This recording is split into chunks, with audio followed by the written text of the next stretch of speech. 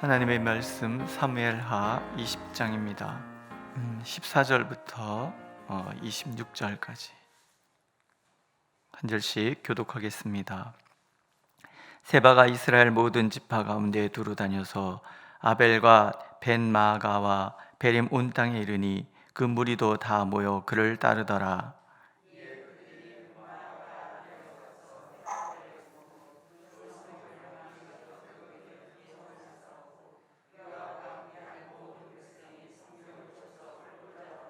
그 성읍에서 지혜로운 여인 한 사람이 외쳐 이르되 들을지어다 들을지어다 청하건대 너희는 요압에게 이르기를 이리로 가까이 오라 내가 네게 말하려 하노라 한다 하라.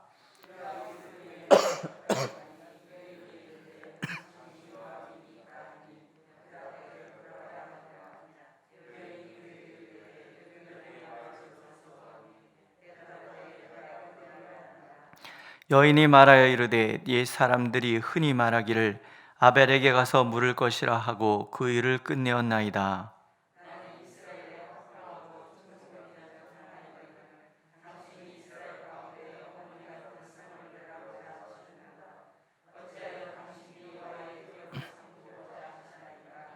요압이 대답하여 이르되 결단코 그렇지 아니하다 결단코 그렇지 아니하다 삼키거나 멸하거나 하랴 아미니.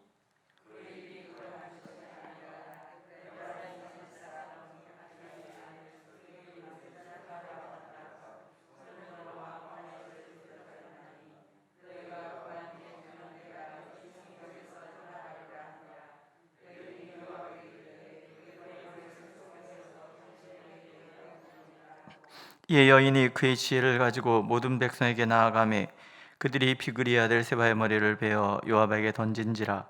이에 요압이 나팔을 불매 무리가 흩어져 성읍에서 물러나 각기 장막으로 돌아가고 요압은 예루살렘으로 돌아와 왕에게 나아가니라.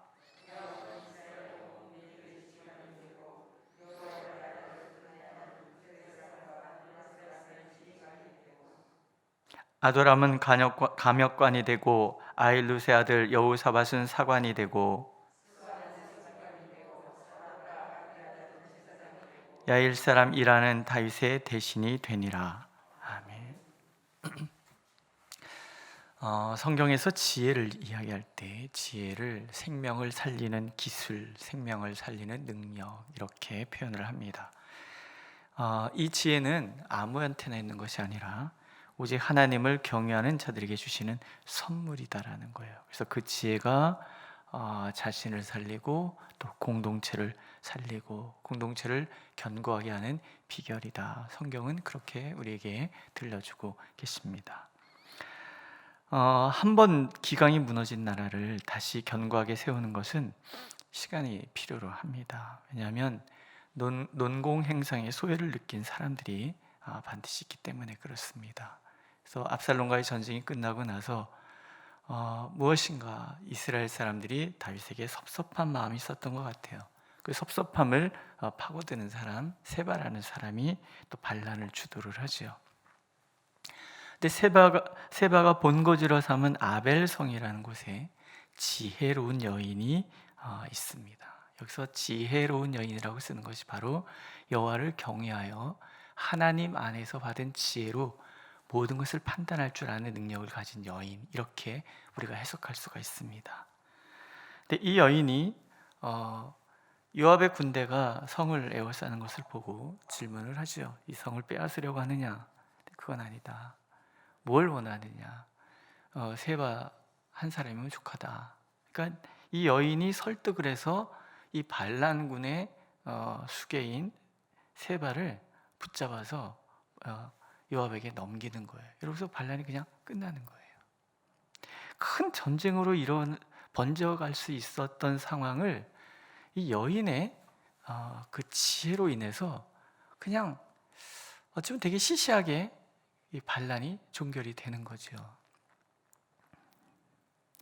근데 우리는 이 여인의 이름을 모르잖아요. 그냥 지혜로운 여인 이러고 끝나는 거예요. 잠언서에서도 보면 성을 구하는 것은 이름 없는 가난한 지혜자다. 그런데 그 상황이 종료되고 나면 그 사람의 이름을 아는 사람이 없다. 이런 얘기가 나오거든요. 근데 그 얘기는 뭐 가난한 사람의 지혜는 별거 아닌가 보다 이런 게 아닌 거예요. 사람들은 잊어버릴 수 있다라는 거예요. 누가 안 잊어버리세요? 하나님께서 안 잊어버리세요. 우리가 늘 중요하게 생각하는 것은 내 이름을 사람들이 알아주는 게 아니라는 거죠. 하나님께서 나를 알아주시는 거예요. 하나님께서 나를 기억해 주시는 거예요. 사무엘서를 읽어가다 보면은 이름 없는 여인들에 대한 이야기가 굉장히 많이 등장을 하죠. 그러니까 하나님께서는 이름난 장수도 필요하지만 실은 이름 모르는 한 사람 한 사람이 바로 서는 것이 하나님 나라 공동체라는 것을 이렇게 보여주시는 거예요. 이스라엘을 지탱시켜주는 사람은 이름난 요압 장군, 아비새 장군 이런 사람들이 아니라 지금도 알 수 없는 사무엘서를 기록하던 그 역사가가 누구지? 조사해 봤는데 잘 모르겠는 거죠. 그러니까 그냥 지혜로운 여인이라고 끝내는 거예요. 근데 그런 한 사람 한 사람이 이스라엘을 견고하게 세우고 하나님 나라 되도록 만들어 가신다라는 거예요.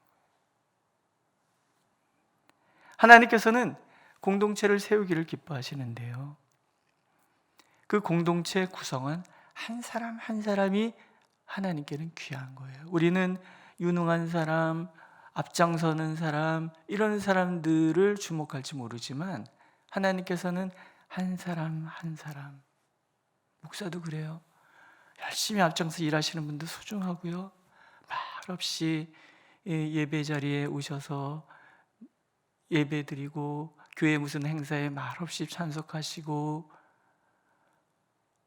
그런 분들이 정말 소중한 거죠. 오랜 세월 처음부터 끝까지 한 자리에서 한결같이 그 자리를 지켜주시는 분들, 큰 일을 하셨다? 이런 건 잘 몰라도 그분들 때문에 교회가 지탱이 되는 거 아니겠습니까? 그렇지 않습니까? 목사 하나 있다고 교회가 되는 게 아니잖아요. 그러니까 하나님께서 원하시는 것은 매 필요한 순간마다 하나님이 세우시는 사람, 그런 지혜자들, 하나님을 경외하는 사람, 그 사람들이 소중하다, 그 얘기를 우리에게 들려주시기를 원하십니다. 물론 나의 이름, 나의 공로를 모두가 알아주지 않을 수 있어요. 교회에서도 보이지 않는 곳에서 애쓰고 수고하시는 분들이 얼마나 많이 있습니까? 목사님들 다 알겠습니까? 부지런히 알려고 노력해도 다 모르는 거잖아요. 그런데 하나님께서 알고 계시는 거예요. 그 이름을 잠잠히 부르시며 기뻐하시고 세상은 몰라도 하나님이 기억하시겠다고 그렇게 약속하시는 사람들, 그 사람들이 마침내 하나님 나라의 별이 될 것입니다. 우리 한 사람 한 사람이 그런 사람들이라는 거 하나님께서는 잊지 않기를 원하십니다. 말미에 보면 이제 새로운 그 반란이 끝나고 농공 행상이 벌어지고 새로운 내각이 구성이 됩니다. 요압은 다시 총사령관이 되고, 브나야는 그렛 사람과 블렛 사람의 지휘관이 되고, 아도람은 감역관이 되고, 사독과 아비아다는 제사장이 되고, 이런 얘기들이 나오죠. 아마 이 압살롬과의 그 반란 속에서 공을 세운 사람들에게 이제 이런 직분을 맡기는 거죠. 나라가 새롭게 정비되었다는 뜻입니다. 학자들은 이 즈음에 다윗이 큰 병을 앓지 않았나 이런 생각을 합니다. 그 큰 병을 앓으면서 지은 시가 이제 31편, 39편에 나와 있거든요. 특히 31편에 보면 이런 얘기를 합니다. 여호와여, 내가 고통 중에 있사오니 내게 은혜를 베푸소서. 내가 근심 때문에 눈과 영혼과 몸이 쇠하였나이다. 내 일생을 슬픔으로 보내며 나의 연수를 탄식으로 보내며 내 기력이 나의 죄악 때문에 약해지며 나의 뼈가 쇠하도소이다. 그러니까 뼈가 쇠하는 것 같은 아픔을 겪었던 것 같아요. 12절에 보면 내가 잊어버린 바 됨이 죽은 자를 마음에 두지 아니함 같고 깨진 그릇과 같으니이다. 뼈가 쇠하고 자기 자신이 깨진 그릇 같은 거예요. 지치고 다치고 병이 들었어요. 한 번의 실수라고는 하지만 딱 한 번 어쩌다 저지른 실수는 없습니다. 우리가 실수를 할 때 이미 이전에 독버섯처럼 우리 안에 내가 모르는 사이에 자라고 있는 나의 어떤 죄성들이 있었다라는 거예요. 이것이 어떤 계기가 돼서 확 분출되는 것, 그것을 우리는 실수다라고 얘기를 한다라는 거예요. 하나님께서 한 번의 실수 같은데 엄격하게 다윗을 다루십니다. 좀 긴 어둠의 터널을, 시련의 터널을 지나가죠. 이유는요, 이 밑바탕에 깔려있는 우리의 그 인격적인 결함, 신앙 인격의 그 결함이라는 것은 쉽게 떨쳐버릴 수 있는 그런 것들이 아니다라는 거예요. 신앙의 이 빈틈을 통해서 죄악은 얼마든지 홍수같이 우리를 집어삼킬 거라는 거예요. 밧세바 사건이 사실은 그런 거예요. 다윗이 절제하지 못하는 어떤 죄성이 있는 거예요. 특히 음욕 같은 거죠. 근데 이런 것들이 어느 날 팍 분출해가지고 전쟁터를 다니면서 막 바쁠 때는 모르다가 이게 느슨해질 때 쓱 올라온 것이 고마 그냥 다윗을 확 삼켜버렸단 말이죠. 내가 범죄하였습니다라고 얘기할 때 이미 용서해 주신 하나님이지만 하나님이 지금 주목하시는 것은 그렇게 될 수밖에 없었던 다윗 안에 있는 그 부족한 신앙 인격, 연단 아니면은 이게 바뀔 수 없는 거라는 것을 하나님이 아시는 거예요. 그래서 긴 연단 속에 들어가서 이 완전히 송두리째 이 연약함을 하나님의 거룩함으로 바꿔주시는 거예요. 그런 상황을 지나가다 보면은 우리 스스로가 무너지거든요. 언제까지? 이 연단 언제 끝날 건가? 이런 생각이 든단 말이죠. 이 짐, 이 십자가는 언제 벗겨지는 건가? 그러나 나의 십자가라고 생각하는 거기에 주목할 것이 아니고요, 우리가 주목해야 될 것은 그 십자가를 짊어질 수밖에 없는 내 안의 신앙의 빈틈이 무엇인가를 들여다봐야 된다는 거예요. 그런데도 희망은 있어요. 왜냐하면 우리를 사랑하시는 하나님의 그 사랑이 바뀌는 법이 없기 때문에 그래요. 그래서 31장 14절에 이어서 이렇게 다윗이 고백합니다. 여호와여, 그러하여도 나는 주께 의지하고 말하기를 주는 네 하나님이시라 하였나이다. 그러하여도 주는 내 하나님이십니다. 죄악 때문에, 자신의 그 죄성 때문에 눈물로 침상을 헤엄치는 그 고통의 시간들을 보내고, 또 자식이 죽어나가고 수많은 이스라엘의 아들들이 죽어나가고, 이런 과정, 나라가 찢어지고 이런 과정을 지나가는데, 그게 자신의 죄 때문이라는 걸 알지만, 근데 그 안에도 하나님의 사랑이 있다는 것에 대한 분명한 믿음이 있는 거예요. 그래서 그러하여도 나는 주께 의지하겠습니다. 왜냐하면 하나님은 나의 하나님이십니다. 이런 고백을 하는 거예요. 39편에도 이렇게 고백을 합니다. 여호와여, 나의 기도를 들으시며 나의 부르짖음에 귀를 기울이소서. 내가 눈물 흘릴 때에 잠잠하지 마옵소서. 나는 주와 함께 있는 나그네이며 나의 모든 조상들처럼 떠도나이다. 주는 나를 용서하사 내가 떠나 없어지기 전에 나의 건강을 회복시키소서. 여기 보면 나는 주와 함께 있는 나그네입니다.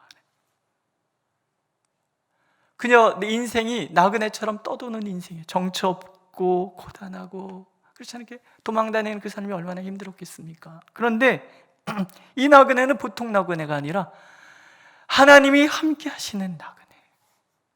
이 나그네의 길, 어려운 순간에 하나님은 단 한 번도 떠나시지 않는 그런 분이라는 거예요. 근데 우리가 이 시를 읽으면서 이런 생각을 해야 되는 거죠. 하나님이 정말 우리에게 듣고 싶었던 고백이 무엇이었을까? 그러하여도 하나님은 나의 하나님이십니다. 자녀들 야단을 막 치는데, 아빠가 야단을 막 친다고 아이가 우리 아빠 아닌가 봐, 이러고서는 우리 아빠 찾아갈래. 그리고 나간다고. 저 어렸을 때 그런 얘기 많이 들었거든요. 니네 엄마는 뺑덕 어멈이야. 더 다리 밑에서 주워왔어. 그래서 어느 날 제가 주섬주섬 짐을 싸가지고 밖에 나갔대요. 어디 가니? 엄마 찾으러. 야단친다고 내 아버지 아니다라고 나가는, 그건 아버지 마음을 모르는 사람이에요. 야단을 치더라도 그 아버지 품에 뛰어들어서 잘못했어요. 그래도 그렇게 너무 그러면 나 아프잖아요. 응? 아이들을 그러니까 여러 아이 중에서 그런 아이가 가끔 있더라고요. 이렇게 야단을 치면 어떤 놈은 막 무서워서 막 그러는 아이, 어떤 애는 입을 꾹 이렇게 확 깨물고서는 끝까지 견디는 아이, 어떤 애는 막 나 죽으면 어떡하라고, 얼마나 아픈 줄 알아, 아빠가 한번 대신 맞아봐 뭐 이러고, 할머니 뭐 외할머니 막 이렇게 부르는 그런 아이들이 있어요. 누가 예쁘십니까? 저는요 그 아이가 이쁘더라고요. 그러니까 하나님은 뛰어드는 거예요. 하나님 품에. 그래도 내 하나님이시잖아요. 나 죽으면 어떡하라고, 지금 딱 그 얘기잖아요. 내가 떠나 없어지기 전에, 나 죽기 전에 나 살려주세요. 병 낫게 해주세요. 뭐 이런 거죠. 주님과 함께 떠도는 나그네. 이 고백을 하나님께서 원하시는 거예요. 그래도 하나님은 나의 하나님이시잖아요. 이 고백을 하나님께서는 원하시는 거예요. 저는 방황하고 흔들립니다. 그러나 그 흔들림 속에서도 주님이 함께 하심을 믿습니다. 용서하십시오. 용서하십시오. 하나님께서 이런 고백을 우리가 할 때 비로소 됐다 말씀하신다라는 거예요. 지난한 시련의 터널을 지나가면서 다윗이 드디어 이 믿음에 도착하는 거죠. 진노 중에도 사랑을 끊지 않으시는 하나님, 끊임없이 흔들리는 자신, 깨어지는 질그릇 같은 부서지는 삶, 그러나 하나님은 다시 회복시켜 주시는, 이스라엘 전체를 다시 회복시켜 주신 것처럼, 다윗을 회복시켜 주신 것처럼 언제나 깨어지고 언제나 연약한 그런 질그릇 같은 우리지만, 깨어진 질그릇 같은 우리지만 그 질그릇 다시 다져서 빛나는 그릇 만들어 주시는 하나님, 신앙의 경주를 가다가 넘어지는 우리를 찾아오셔서 다시 일으켜 주시는 하나님, 그 하나님이 우리의 하나님이신 거예요. 비록 오늘 내가 추하고 보잘것없어 보여도 괜찮은 거예요. 하나님의 마음을 아프게 하는 잘못을 저질렀어도 무너져서는 안 된다라는 거예요. 하나님은 나의 하나님, 흔들리는 나의 연약함을 끝까지 지켜내셔서 반드시 견고한 또 다른 사람으로 거듭나게 하시는 하나님. 그래서 고린도서에서는 고백하잖아요. 그런즉 누구든지 그리스도 안에 있으면 새로운 피조물이라, 이전 것은 지나갔으니 보라 새 것이 되었도다. 이전 것은 지나갔으니 보라 새 것이 되었도다. 늘 하나님 그렇게 우리를 새롭게 하시고 회복시켜 주시는 하나님이시라는 것, 그 믿음으로 오늘도 승리하고 오늘도 새롭게 일어서는 우리가 되기를 하나님은 원하고 계십니다. 기도하겠습니다. 우리는 깨진 질그릇 같고 떠도는 나그네같이 흔들리는 삶을 삽니다. 하나님 오시옵소서. 우리를 새롭게 하여 주시고 주님 안에 새롭게 빚으셔서 이제는 주님만 바라보는 견고한 하나님의 사람 되도록 인도하여 주옵소서. 예수님의 이름으로 기도드렸습니다. 아멘. 하늘에 계신 우리 아버지, 아버지의 이름을 거룩하게 하시며 아버지의 나라가 오게 하시며 아버지의 뜻이 하늘에서와 같이 땅에서도 이루어지게 하소서. 오늘 우리에게 일용할 양식을 주시고 우리가 우리에게 잘못한 사람을 용서해 준 것 같이 우리 죄를 용서해 주시고 우리를 시험에 빠지지 않게 하시고 악에서 구하소서. 나라와 권능과 영광이 영원히 아버지의 것입니다. 아멘.